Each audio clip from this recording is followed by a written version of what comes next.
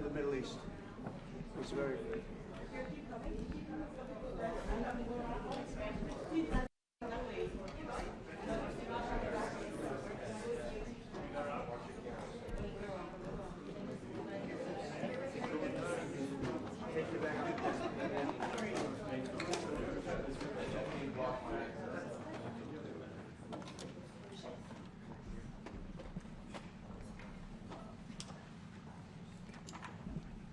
Thank you very much, everyone. It's a great honor to be with the President of South Africa, President Ramaphosa, and he is a man who is certainly in some circles really respected, other circles a little bit less respected, like all of us, in all fairness, like all of us. We all like that. We also have a few of my friends. Ernie Els, a great golfer. He's a truly great golfer.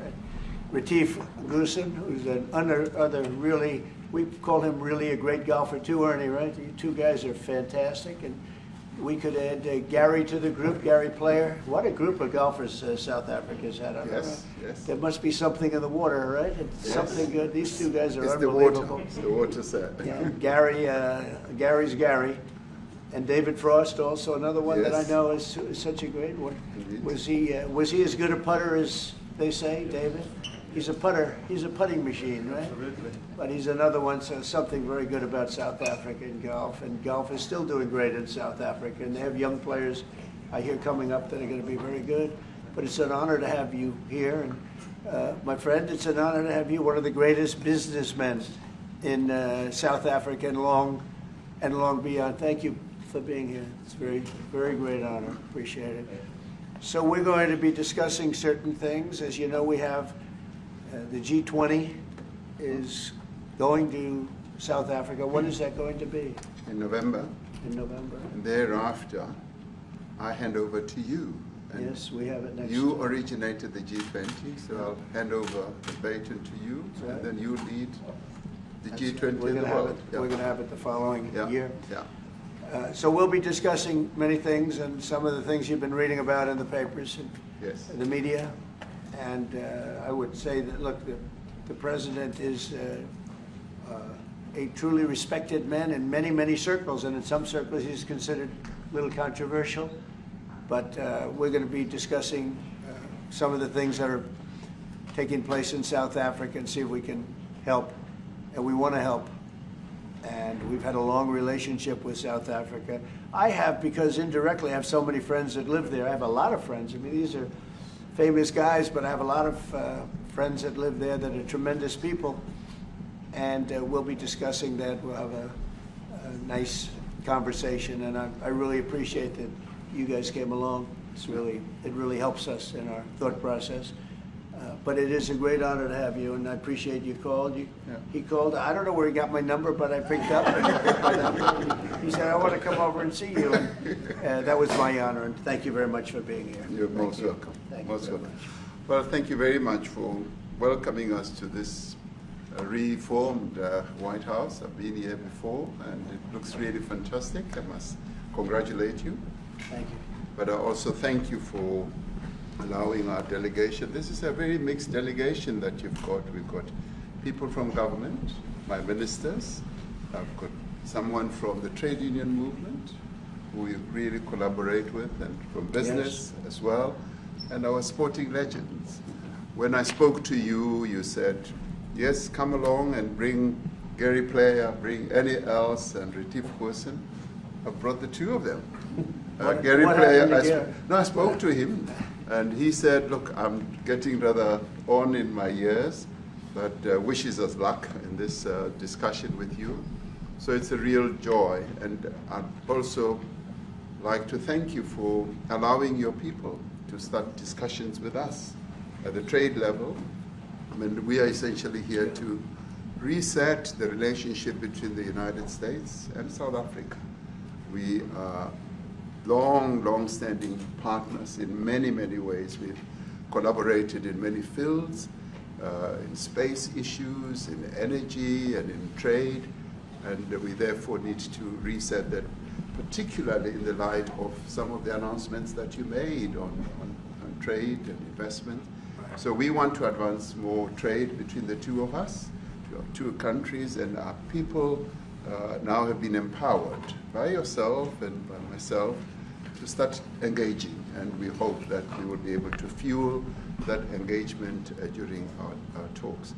And we also want to discuss issues that have to do with how we promote further investments in both countries. We've got about 22 companies from South Africa that have invested in the US, thus creating a number of jobs.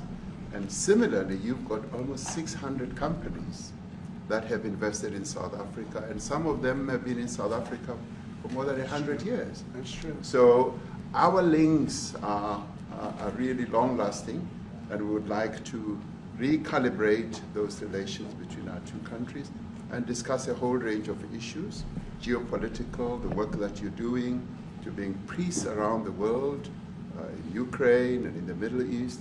So we value that, and we are also a great contributor to peace processes that are going on around the world. And of course, we want to discuss how we can support each other.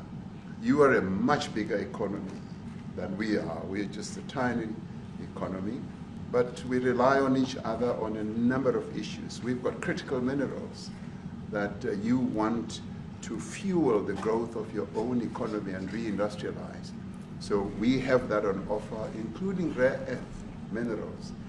So all that combination of opportunity and the products that we buy from you, as well as what we sell to you, I believe makes up a really good and powerful relationship, which we need to strengthen, which we need to engender, and that is really what has brought us here. And we are really privileged to have, great South Africans in the mix. As you said, you'd like to see them as well. And I brought you a really fantastic golf book. Weighs 14 kilograms. Oh, that sounds good. And it showcases the golf courses in our country. Johann Rupert wrote preface, so did Annie Els. And I want to showcase our golf courses. You might remember when I spoke to you, and we spoke about golf, you said I should start practicing. And I've started practicing, President, so I'm ready. But let me end just the introductory remarks by thanking you. You may not recall that 5 years ago I spoke to you during the COVID period. Right. And it was at a time when the whole world was going through a really cathartic moment. Right. And we asked for assistance, and you were able to assist us with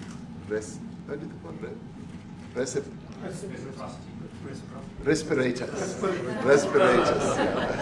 Respirators, and you kept to your word, and you delivered respirators to us. We didn't have as many in our country, and it really helped to help us deal with COVID. So I'm here also to say thank you and to thank the people of America for having helped us during a really difficult time. Being the small economy that we are, we needed help from around the world. And you were there to provide that. So thank you very much. I remember the call. Yeah. We sent 150 respirators. We became the respirator king. We started making them. Nobody had them. We had very few of them. That's right. But they were very helpful. But we sent 150, and I appreciated the letter you wrote me a letter. That's right. Yeah. Thank you.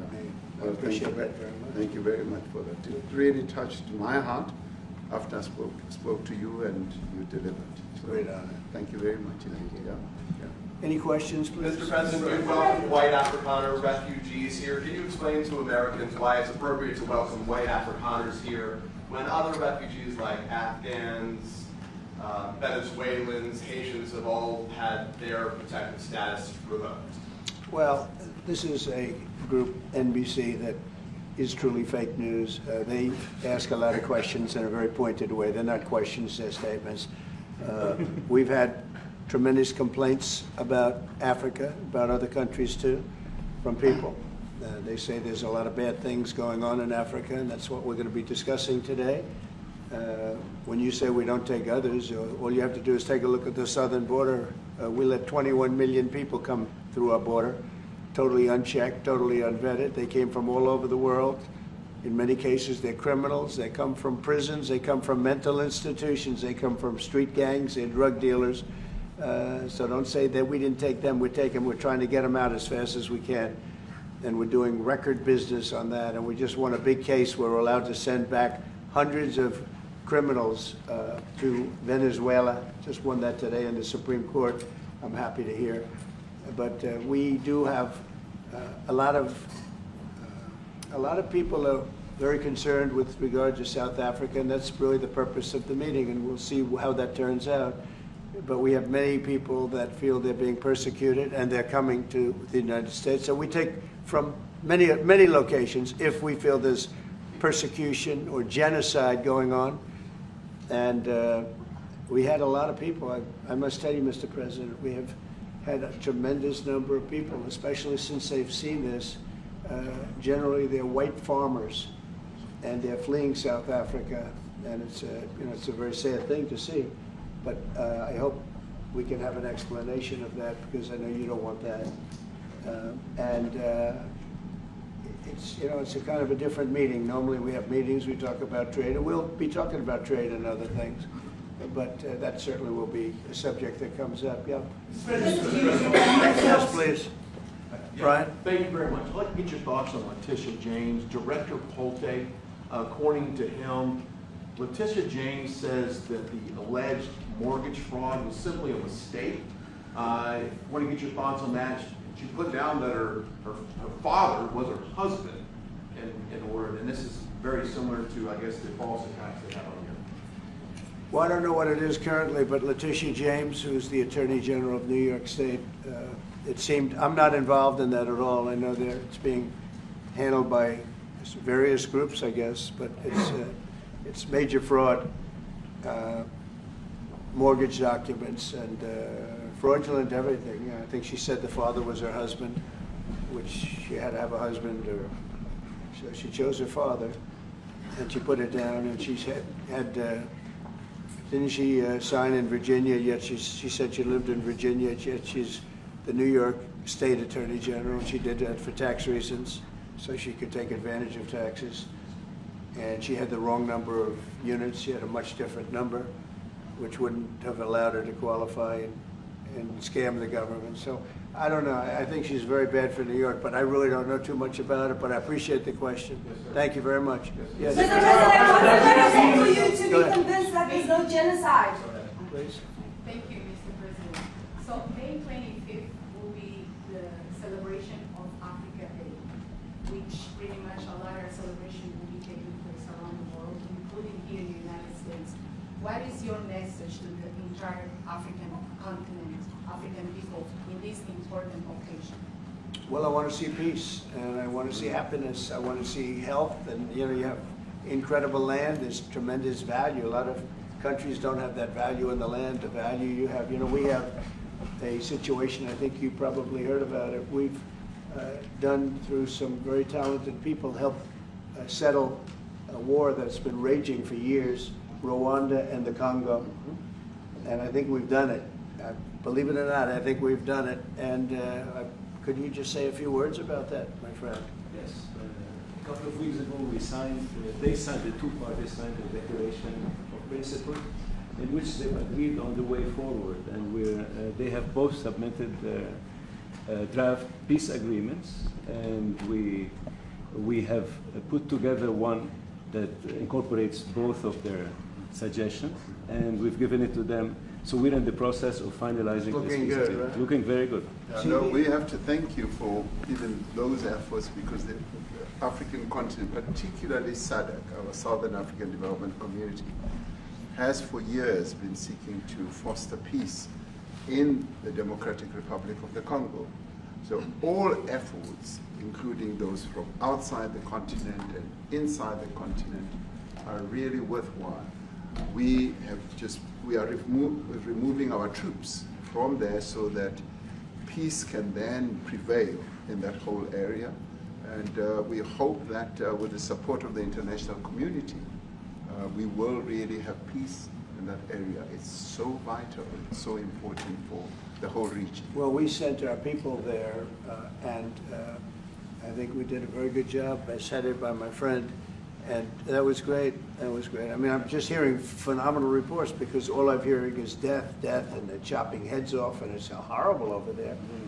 And it was really brave of you to go there, and I really appreciate it. And it looks like that. It looks like we have something very, very substantial. We also talked about trade with them in terms of rare earth and all, but really more for the. It's like if you take a look at what we just did with Pakistan and India, we settled that whole thing, and I think I settled it through trade. We're doing a big deal with India. We're doing a big deal with Pakistan, and I said, "What are you guys doing?" You know, somebody had to be the last one to shoot, but the shooting was getting worse and worse, bigger and bigger, deeper and deeper into the countries, and we spoke to them, and I think we, you know, I hate to say we got it settled, and then 2 days later, something happens, and they say it's Trump's fault, but Pakistan has got some excellent people and some really good, great leader.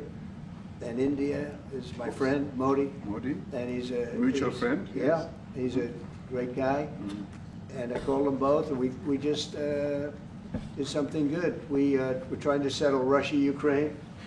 We spoke with President Putin for 2.5 hours the day before yesterday. I think we made a lot of progress, but that's a bloodbath. 5,000 people are being killed a week, 5,000 soldiers a week, not including people in cities and towns that are also being killed. So we're trying to help. And it doesn't affect us. It's not our people. It's not our soldiers. It's not our. It's Ukraine and it's Russia. But if we can save 5,000 souls, we'll do it. You know, we're pretty good at it. But that's a bad situation. That is a really bad situation. Well, you'd recall when President Zelensky was coming to South Africa, that's when I spoke to you. That's right. We both agreed that we need to push the peace message so that there can really be peace. And we've been involved in the Ukraine-Russia conflict for quite a while. Through my Minister of State Security here, we've been dealing with them, the exchange of children who were taken away, going through names and addresses and all that. So we've been invested in that whole process as well. And the moves that you're making are fully supported by us because we would like to see the end of that war. That's true. I called Zelensky, and they said, he's in South Africa. I said, what the hell is he doing in South Africa? He was talking to us. We got this one. I said, that's a strange one. I said, what are you doing in South Africa? Yes. That's a strange one. He's trying to make peace. Or we doing taking something. him. You know, we were lucky because we had the great Nelson Mandela, who taught us how to create peace, to make peace. So we were imparting some of those lessons to him, some of those learnings, and I specifically mentioned to him that this is how Nelson Mandela taught us that when you want to have a peace in a country, do it on an unconditional basis and sit down and talk. And that's precisely what I'm sure he's going to heed. Well, we're going to see what happens with that one. It's there's a lot of hatred. Yeah. There's a lot of death. It's a bloodbath. It is. It is. Unfortunately. I get the satellite pictures of that field, of that killing field. You never saw anything like it in your life. Yeah. It's horrible. It's a horrible thing that goes on, but I think we've made big progress. Yeah, please, go ahead. Thank you, Mr. President. No, not you. Right here. He's from South Africa. Go ahead, please. What are you expecting on the ICJ case? Are you expecting South Africa to drop that? Is that what you're trying to do? On which case? The ICJ The International case is Criminal Justice. International Criminal Court. I don't expect anything, to be honest. I really don't. I don't know. It's they've got a case. There's a lot of anger there, tremendous anger. I don't expect anything. We'll see what happens. We'll have a ruling, and who knows what the ruling is going to mean. Yeah. On that subject of Gaza, Mr. President, are you going to be speaking to Prime Minister Netanyahu about Israel's renewed offensive there? There's been a lot of concern from European countries. The Pope has expressed concern. Are you going to be asking Prime Minister Netanyahu to tone down the offensive in Gaza to let more aid in? Was that a question or a statement? It's a question. This guy's, you never change. Mr. President, this time, what Please. would it take for you to be convinced that there's no white genocide in South Africa? Well, I can answer that for the President. It's for him. No, seriously. I'd rather have him answer. Yeah, I'd rather answer that. It will be. Our president will respond to you. Yeah, let me. Thank you, Mr. President. It will take President Trump listening to the voices of South Africans, some of whom are his good friends, like those who are here. When we have talks between us on the around a quiet table, it will take President Trump to listen to them. I'm not going to be repeating what I've been saying. I would say if there was Afrikaner farmer genocide, I can bet you these three gentlemen would not be here, including my Minister of Agriculture. He would not be with me. So it'll take him, President Trump, listening to their stories, to their perspective.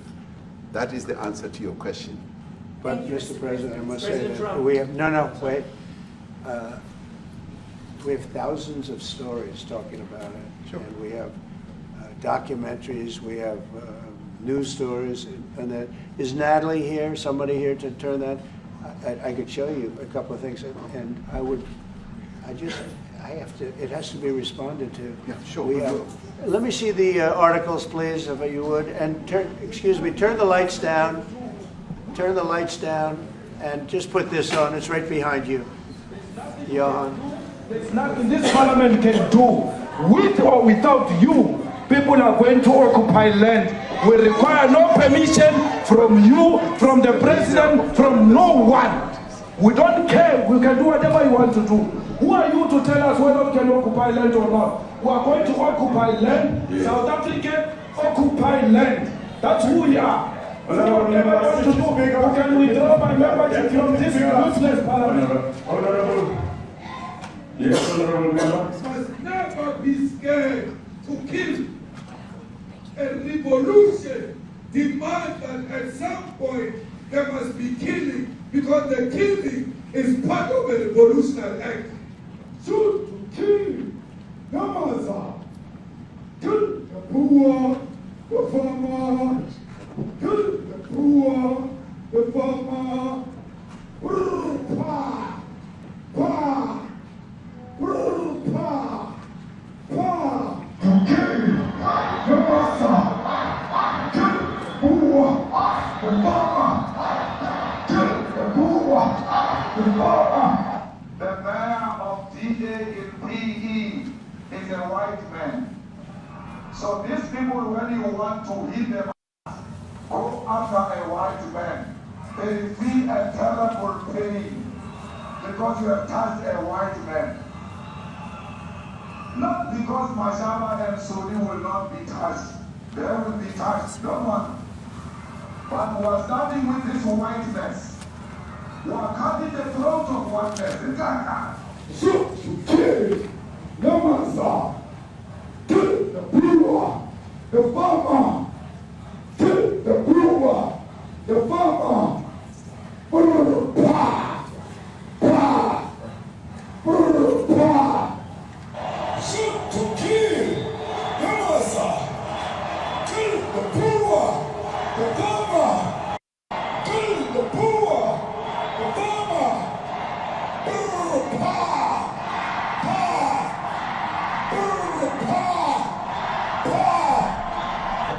I don't know what's going to happen in the future. I'm saying to you, was not called for the killing of white people, at least for now. I can't guarantee the future. Yeah, but I mean, you understand somebody watching that, especially as it gets shared on Twitter, they freak out. It sounds like a genocidal. I can't take it.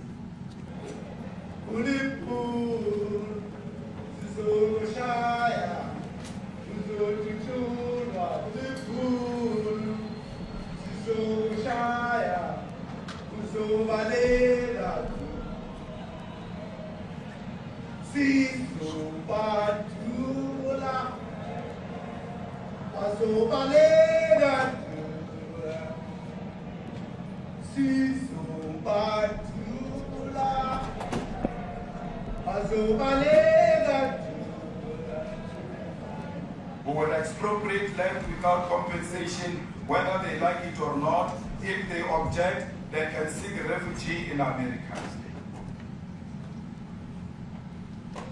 Now this is very bad. These are burial sites right here. Burial sites. Over 1,000 of white farmers, and those cars are lined up to pay love on a Sunday morning. Each one of those white things you see is a cross, and there's approximately 1,000 of them. They're all white farmers, the family of white farmers. And those cars aren't driving, they're stopped there to pay respects to their family member who was killed. And it's a terrible sight. I've never seen anything like it. Both sides of the road you have crosses.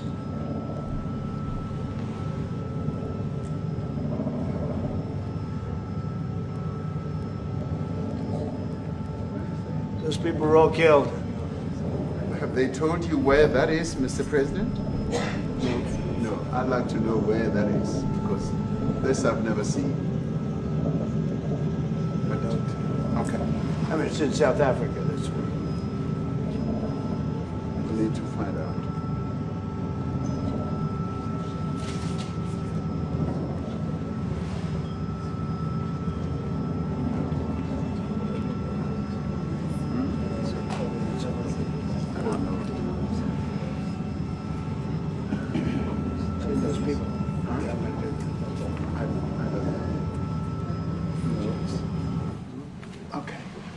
Mr. President, the Pentagon announced that it would be accepting a Qatari jet to be used as Air Force One. What are you talking about? You know, what are you talking about? You know, you gotta get out of here. What does this have to do with the Qatari jet? They're giving the United States Air Force a jet, okay?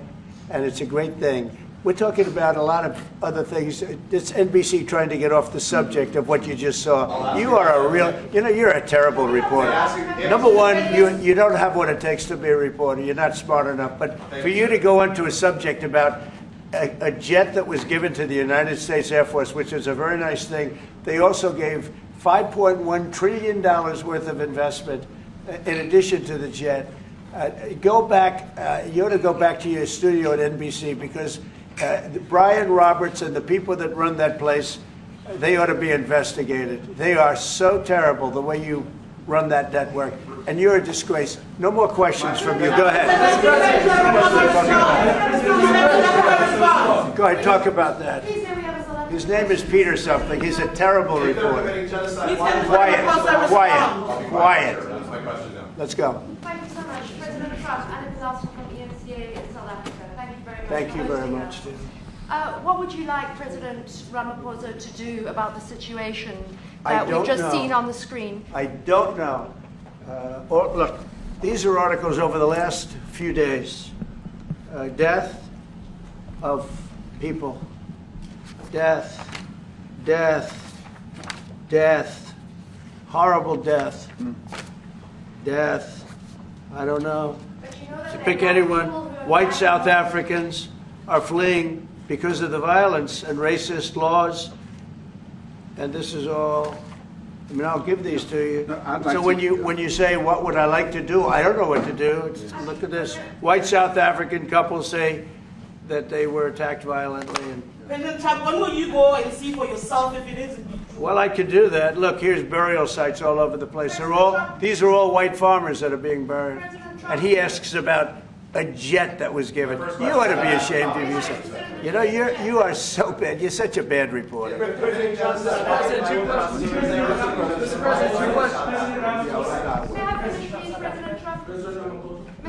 This is one after another. This family was wiped out. I'm just looking.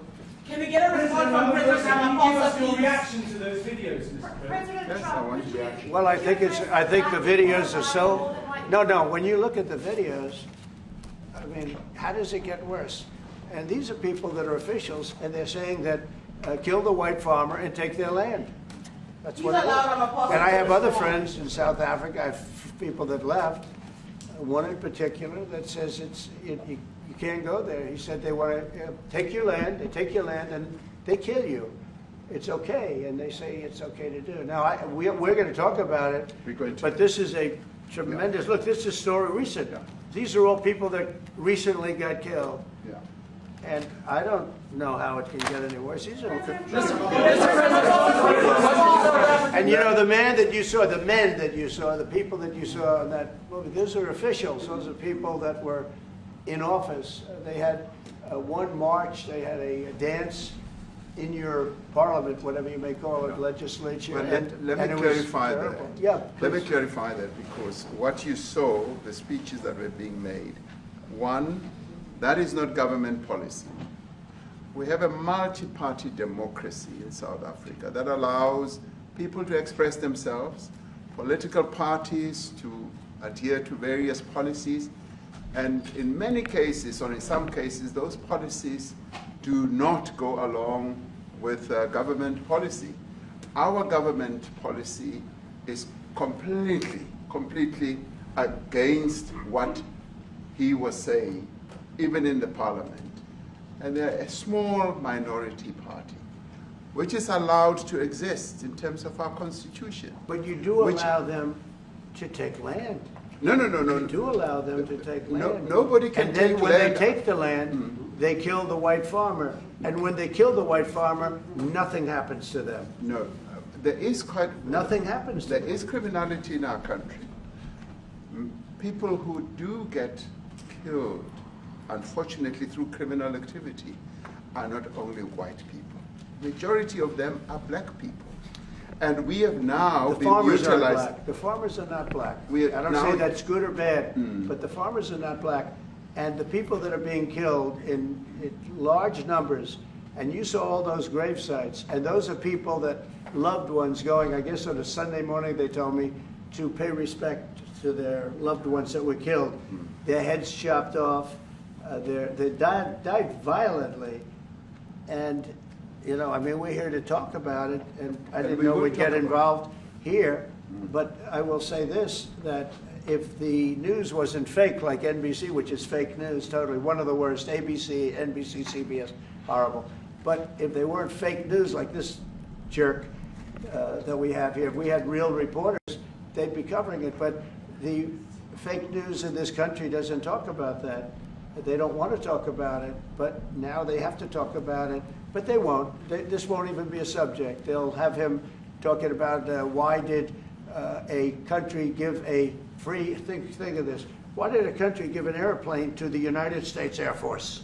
Okay, the United States, not to me, to the United States Air Force, so they could help us out, because we need an Air Force One until that's Air Force One, it's being built, 2 of them being built. But Boeing's a little bit late, unfortunately.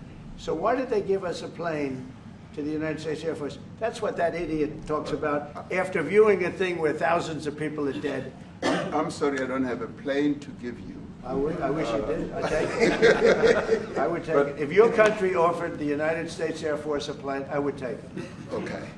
But coming back to this issue, which I really would like us to talk about, and talk about it very calmly. We were taught by Nelson Mandela that whenever there are problems, people need to sit down around a table and talk about them. Well, there are problems. And this is precisely what we would also like to talk about, including, of course, trade matters, investment matters. So the issues that concern you as the United States. Those are all recent. Those are all deaths. Yeah, in many ways, I mean, one should say you are a partner of South Africa, and you are raising concerns, and these are concerns that we are willing to talk to you about. Let me just add quickly, you know, the criminality that we are experiencing in our country needs quite a lot of technological capability. And in one of our areas in South Africa, we're using US technology, which is able to, in many ways, identify where shootings are happening and all that. And I'd like to talk about that, because there is support that we can get from you as the United States to help us deal with all these acts of criminality. And that is what I believe partnership is all about. And we are here as a partner so that we can help each other whenever there are challenges. So I'd like us to discuss it, and of course outside of the media, so that we sit down and have a really good discussion that will lead to good outcomes. Are there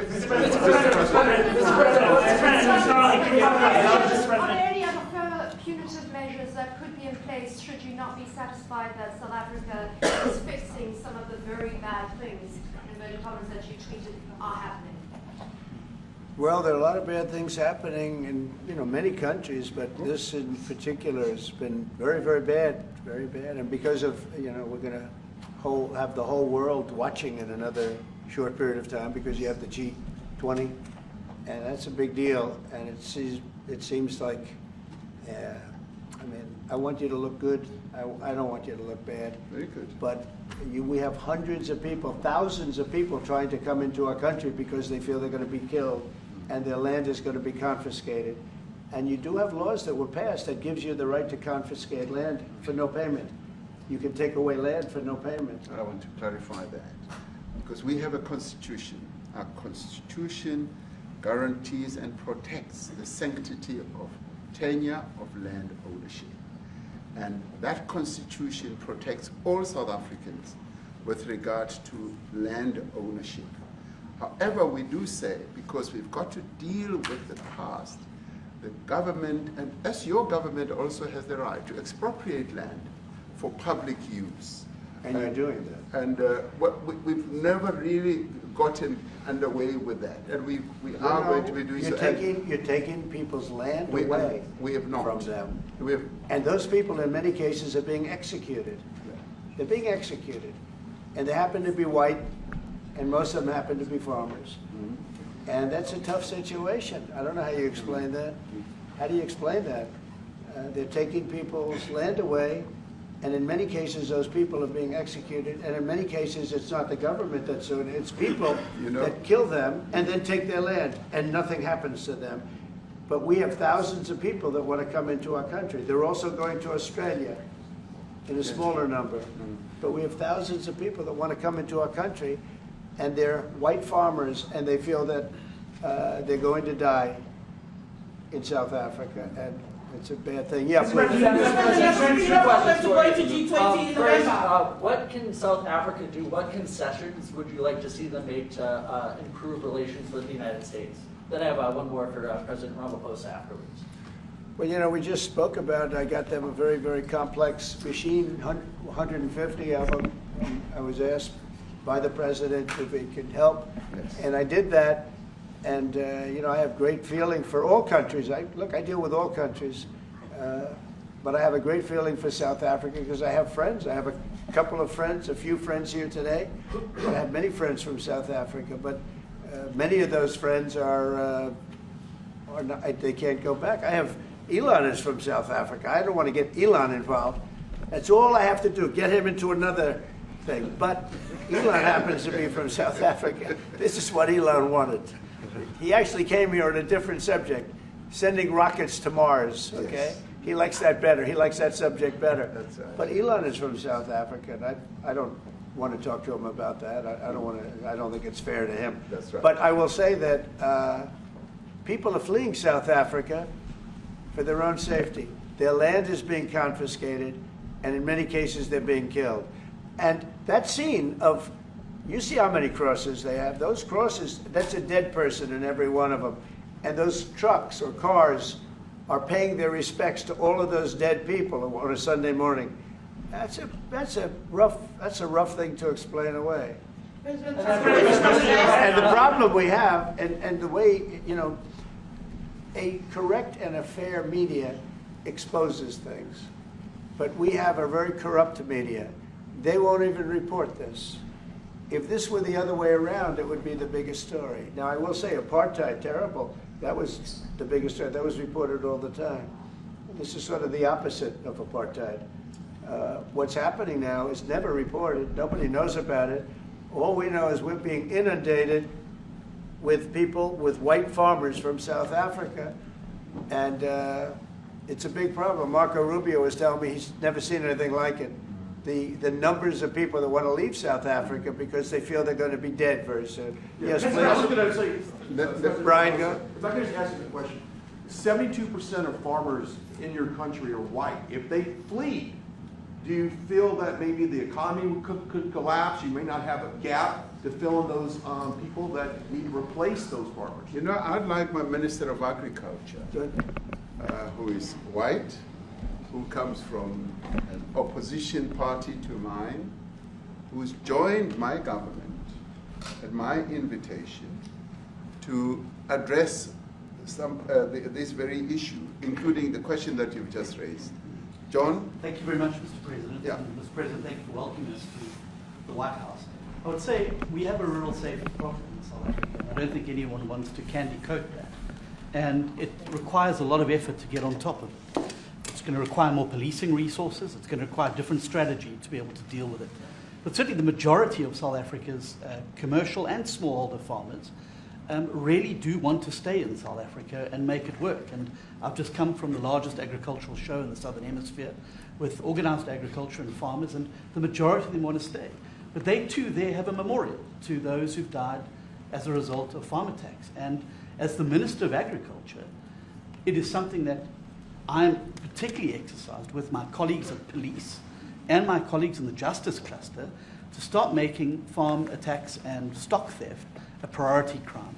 And it affects all farmers in South Africa, particularly stock theft. It has a disproportionate effect on smallholder black farmers. I also want to just say this, that the two individuals that are in that video that you've seen are both leaders of opposition minority parties in South Africa, in Mkhonto weSizwe under Mr. Zuma, and the economic freedom fighters under Mr. Malema. Now, the reason that my party, the Democratic Alliance, which has been an opposition party for over 30 years, chose to join hands with Mr. Ramaphosa's party was precisely to keep those people out of power.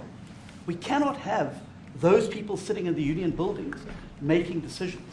And that is why after 30 years of us exchanging barbs across the floor in Parliament and trying to get one over on each other, we've decided to join hands precisely to keep that lot out of government. Because the day they get in to the doors of the union buildings in South Africa or control of our parliament, that's what you're going to see.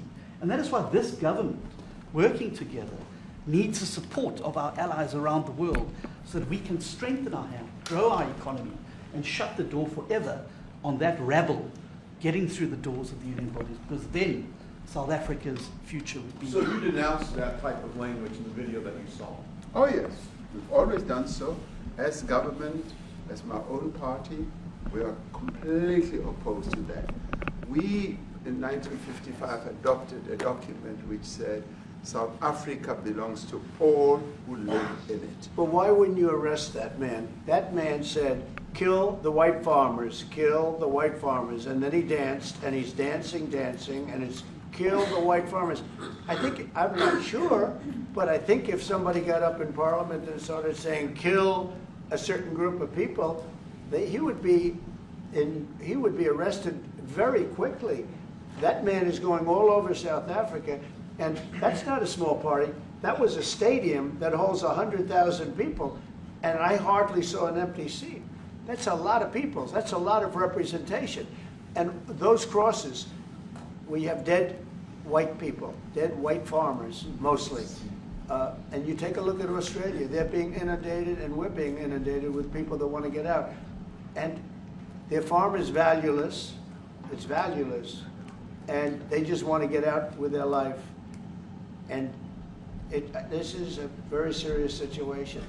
And if we had a real news or real press or media, we don't have that, because they won't talk about this, because they're all guys like that idiot. But if we had a real press, it would be exposed. And you know, the beauty of exposing it is it's like a cleansing action. When it gets exposed, it'll get fixed. That's when it'll get fixed.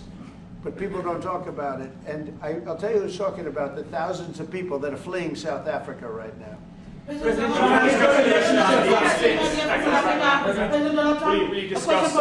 discuss USAID and the devastating impact that cuts are having across the African continent? Yeah, well, it's devastating, and hopefully a lot of people are going to start spending a lot of money. And I've talked to other nations. We want them to chip in and spend money too. And we've spent a lot, and it's a tremendous problem going on in many countries. A lot of problems going on. The United States always gets the request for money. Nobody else helps, as you know. Europe doesn't help. Europe hasn't given anything. All they do is sue our companies. You know, they sue Apple, and they sue all of our companies. Apple had to pay $17 billion on a nonsense lawsuit. Very unfair. But we're going to always be there to help. It's Sherwin Rice by South African Broadcasting. If this Afrikaner resettlement issue is resolved, you're going to go into a room after this, you guys are going to talk. If it is resolved, what is the potential for the future-looking relationships between the United States? It's got to be resolved. It should be resolved. It's a little bit bad when you see a stadium with 100,000 people in it, because that means it's more than just a little movement. It's a pretty big movement in South Africa. So it has to be resolved. It'll be the end of the country if it's not. But is there potential for the relationship moving forward? I hope so. That's why I'm here. I mean, I'm not here for my health. I'm here to see what it is. No, I'd like to see. I have friends. I can tell you, Ernie Els and Retief Goosen, they feel so strongly they wanted to be here on behalf of South Africa, not on behalf of me. And, you know, they said, can we be here for this? Because they love the country. Ernie, do you guys want to say a couple of words? I hate to put you in this. This is tougher than sinking a 3-footer. They have, and they've sank many 3-footers. Thank you, Mr. President, and thanks for the honor of being here. We've known each other a long time. We have spoken. You know, we're proud South Africans. I still have my South African passport. You know, we travel with this passport, you know, and I got my visa here. So, you know, but we want to see things get better in our home country. That's the bottom line. It's been 35 years since the transition. President Ramaphosa was right in the middle of the transition time in 1990 and before that. So it's been 35 years of ANC government. And I know there's a lot of anger, you know, through the transition. There was also a lot of stuff happening in the apartheid days. You know, we grew up in the apartheid era. But I don't think two wrongs makes a right. You know, President Mandela, when he came out of prison for all that time, didn't come out with hatred, you know, and really unified our nation through sport. You know, we won the Rugby World Cup in '95. 4 times. We won the African Nations Cup, soccer. You know, we won some majors as golfers and so forth. So what I'm trying to say is, you know, this has been a long time coming. That's why we really wanted to meet you, meet the administration, and see our way forward, because we still want to see our country flourish. You know, we've got some great things going on. Business is getting involved with government. Farmers are getting involved in local municipalities, trying to rebuild some of the infrastructure that's been decaying for a long time. So there's a lot of coexistence going on and help from a lot of areas. But I feel we need the U.S. To push this thing through. We've got a great ally if we can have the U.S. It's always been an ally of South Africa for a very long time. Even in the days of the war, you know, up in Angola, you know, you guys helped us. So very important for us to have your support and you know, get the change we need.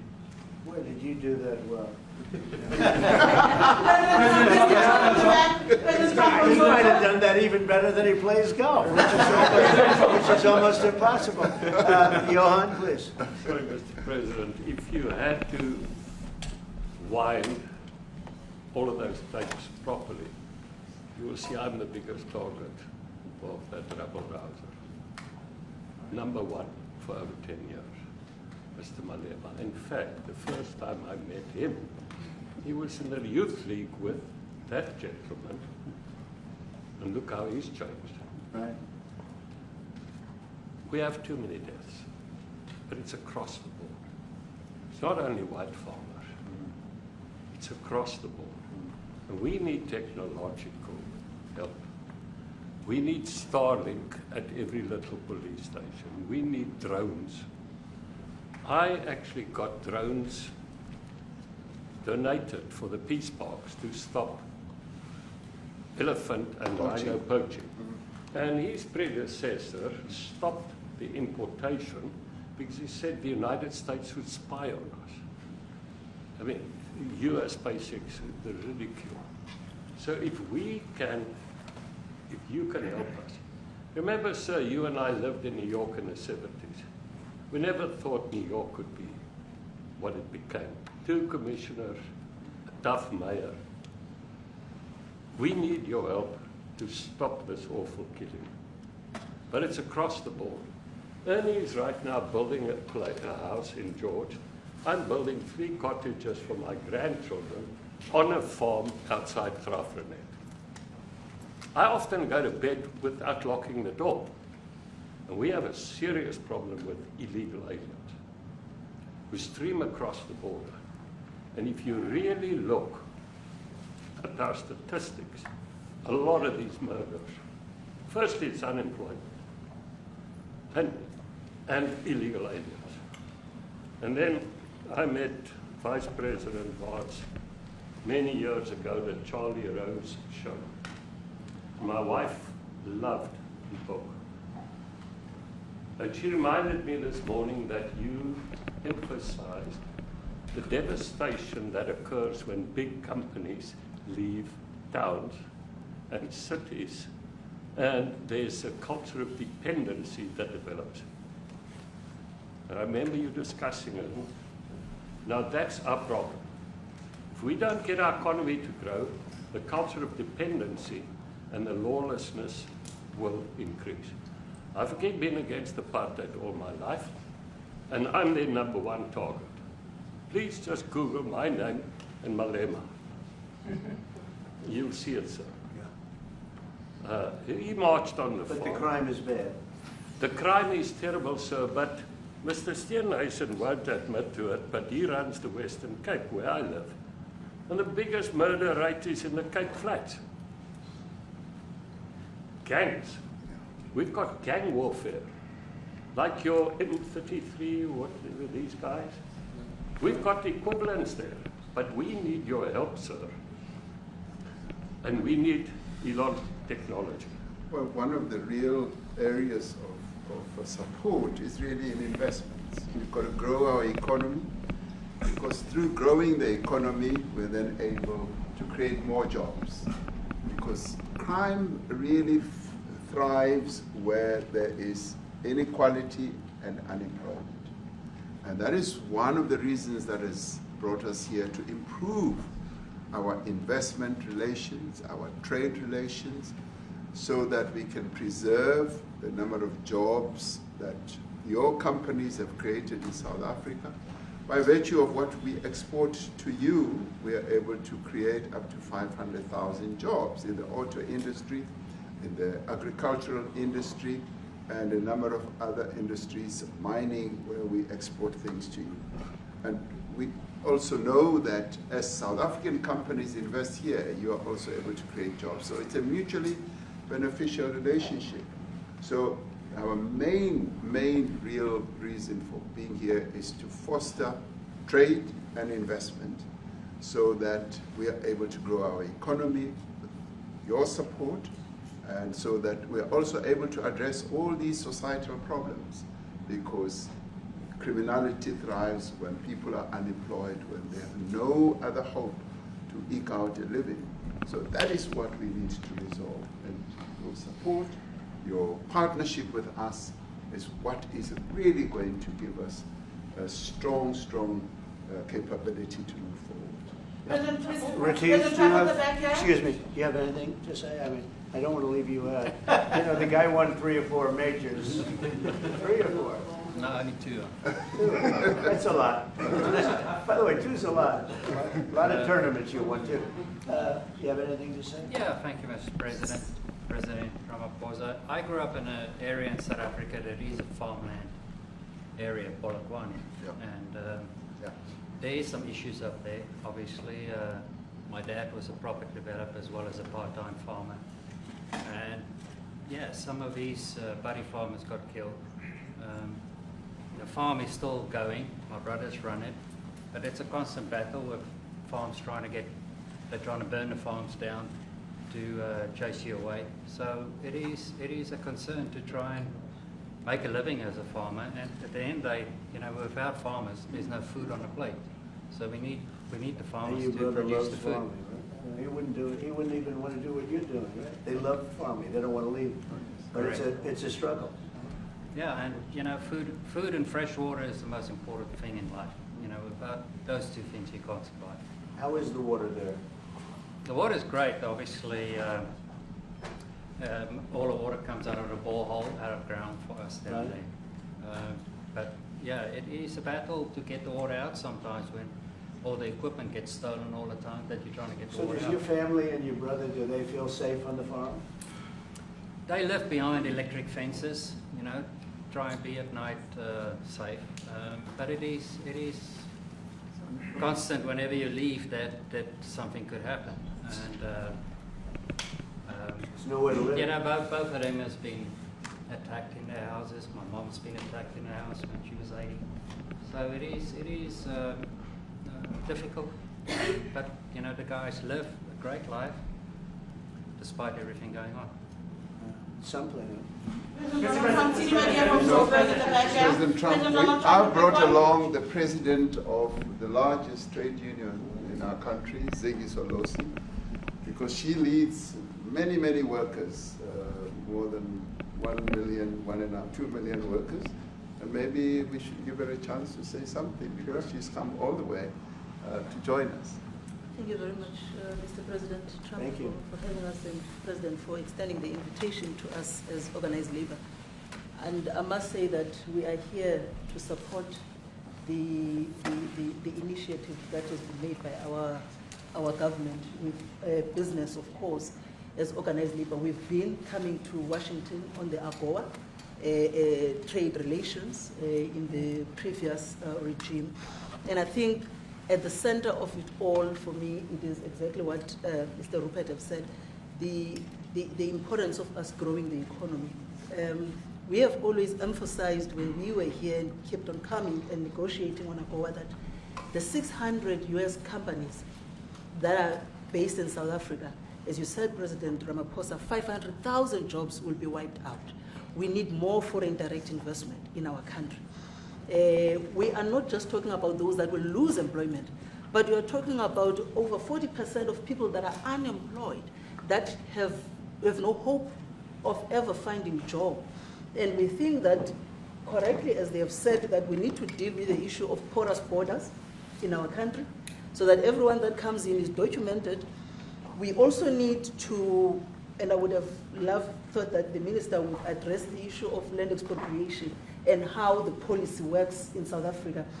Recently, President, as you were preparing to come here on the news, in, I think it was in Natal, there was a handover of farms.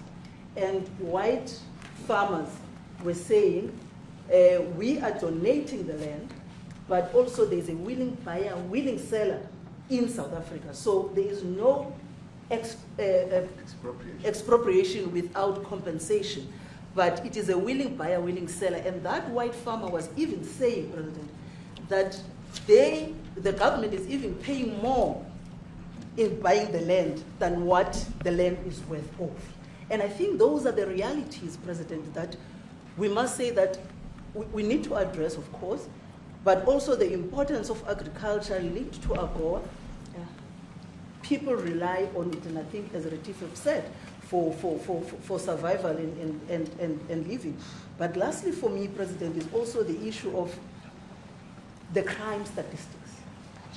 There is no doubt about it that we are a violent nation, for a number of reasons, and we're not condoning anything. But also, if you go into the rural areas where black majority are, you would see women, elderly, being raped, being killed, being murdered. And these are black elderly women that would be found throat slits, raped multiple times, and all of that. And the problem in South Africa, it is not necessarily about race, but it is about crime. And we think that we are here to say, how do we, both nations, work together to reset, to really talk about investment, but also help us in how we can have the technology and everything that is needed, President, to really address the levels of crime that we have in our country. Thank you very much. Thank you very much. President Trump from Genocide is a very strong word. I'm wondering if you've made up your mind as to whether you believe genocide is occurring in South Africa, or you still have doubts, and if you have made up your mind, why invite President Ramaphosa here today? Well, I haven't made up my mind. I hate to see it from the standpoint of South Africa, but also, you know, I'm trying to save lives. I'm working with Russia and Ukraine. I don't have to do that. It's not our war. It was started by other people. It was helped along by our past administration. It would have never happened if I were president, but I'm trying to save lives, and no matter where. Rwanda, I have nothing to do with Rwanda and the Congo, but I felt I had a very talented person in this administration, and I sent him there, and he did an unbelievable job, I think. I mean, we're going to find out, but he's done the hardest part of the job. It should happen. If I can save lives, I want to save the lives. If it's in Africa, that's great. If it's in Europe, if it's wherever it may be. And it's a very small investment to do, believe me, compared to what the consequences are. So I hope we can do something. Look, I have so many friends. These two men, I have great admiration for them because I know what they do for a living. And that's a very hard living. Going from city to city, from country to country, and hitting a ball 350 yards like they do, and better than you and I. Getting the ball in the hole. It's a very tough, with lots of people watching, right? Yes, That's a very tough living. You know, they're champions. I respect champions, and I respect very much. And I think the country is very lucky. They really wanted to be here. That's true. They could be elsewhere. They could be on a beautiful fairway someplace, and they wanted to be here. So. My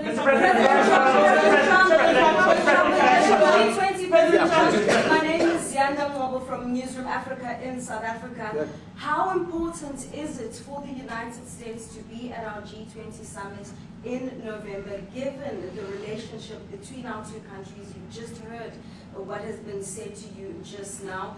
Are you coming, and are you preparing to come? So without the United States, the G20, just like the G7, used to be the G8, but brilliantly they threw Russia out. It would have been a lot better if Russia was in. You know, a lot of people would say, oh, that's not it. Because if Russia was in, you probably wouldn't have this war. And if you had a different president, you wouldn't have the war either. But we have a G7. It's important that the United States is in both of them. I think without the United States, it's I really believe it's not very important. It's not the same meaning. As I said to President Trump, the U.S. really originated the G20. And it's important that the United States continues to play a key role in the G20. And we are privileged to be the president of the G20, but we are even overjoyed that we are going to hand over to the United States, who are the originators. And for that reason, I expect the United States to continue playing the leadership role in the G20 together with other countries. And I've said when I initially spoke to President Trump on the phone, I want him to come to South Africa for a state visit, and I also want him to come and participate in the G20. And I want to gladly hand over to President Trump to take the leadership of the G20 forward in November. Thank you very much. Thank you very much. Thank you. What is it going to take to convince you? They don't want to leave. They like you so much. How much do you need? Everybody, please keep moving. Thank you. Keep moving. Thank you. Keep going. Keep going. Thank you. Thanks, guys. Thank you.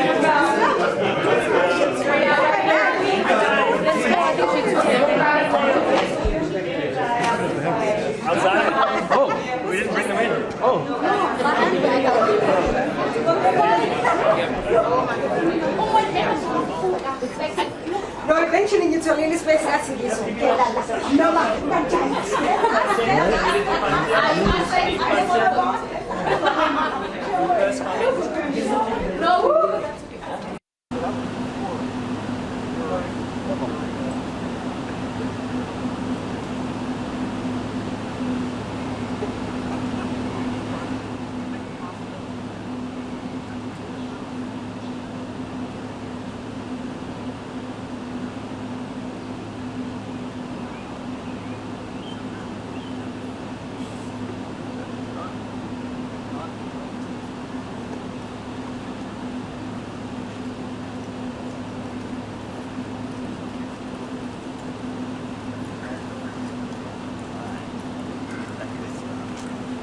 Have to be stronger than them. Right, exactly.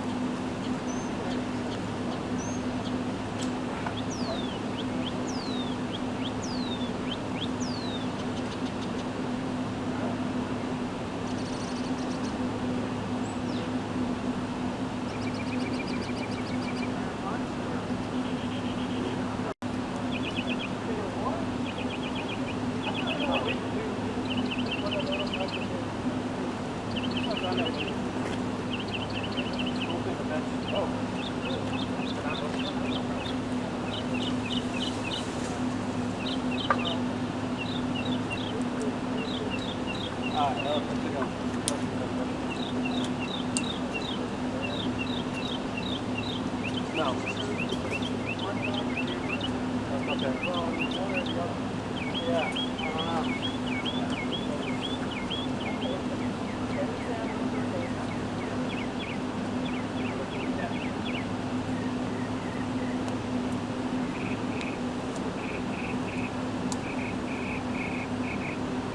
Daniel, me dá o seu ponto, por favor. Hoje eu não vou conseguir pegar o meu.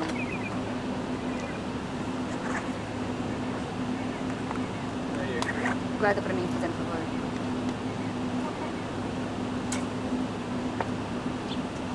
I have to be inside, so I don't think he's leaving yet because they have lunch, right?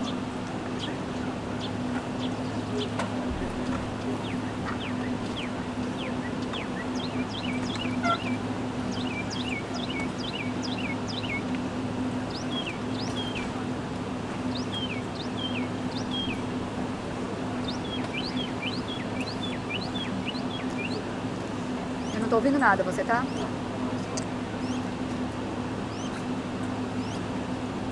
Ah, tá bom.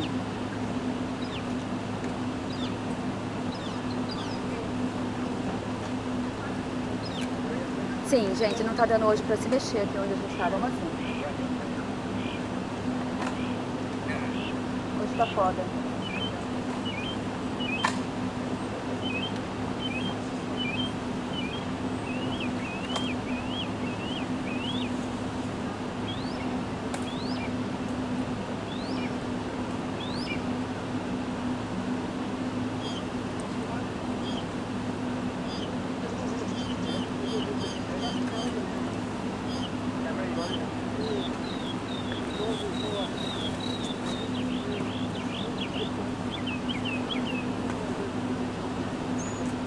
Daniel, depois a gente pode sair daqui, tá?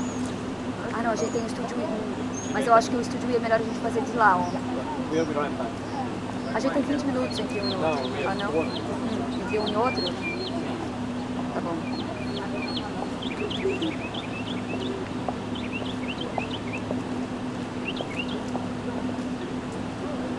Mas se ele sair daqui, talvez peçam pra gente sair, entendeu? A gente vê.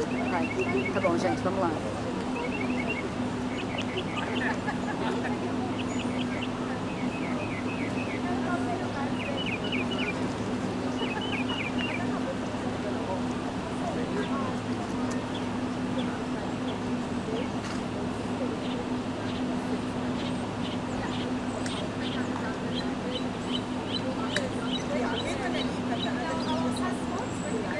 Tá, é o tralho mesmo, né?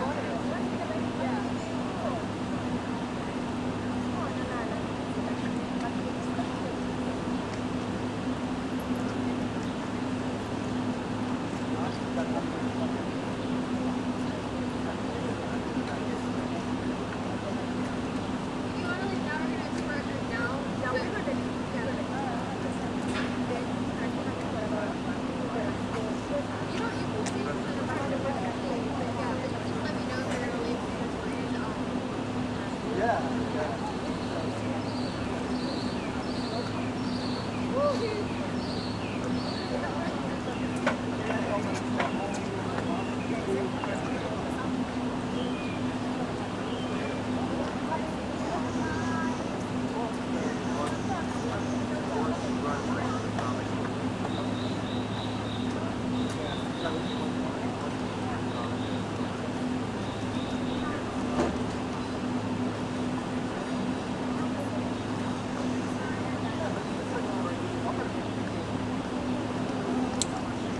Olha, Trali, em muitos anos de cobertura aqui da Casa Branca, nunca presenciei nada igual aqui no Salão Oval. A Casa Branca produziu uma recepção, praticamente um show, para tentar encurralar o presidente sul-africano, apagou as luzes ali do Salão Oval e exibiu vídeos mostrando sul-africanos negros defendendo a morte e a violência contra sul-africanos brancos e mostrando cruzes que representavam, cada um representava um sul-africano morto.